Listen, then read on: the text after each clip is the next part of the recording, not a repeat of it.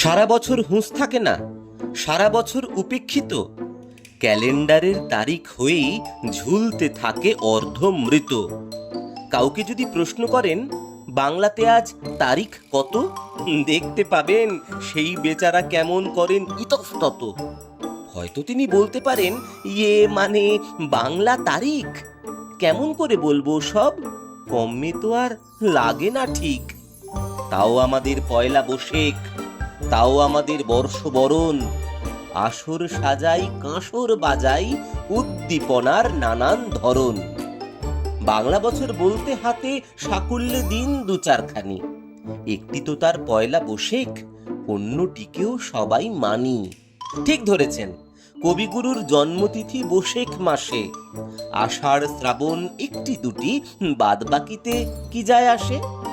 হয়তো পুজো পার্বণে বা বিয়ের তিথি খোঁজার বেলায় সবাই তখন পঞ্জি খোলে, সবাই বাংলা তারিখ মেলায়।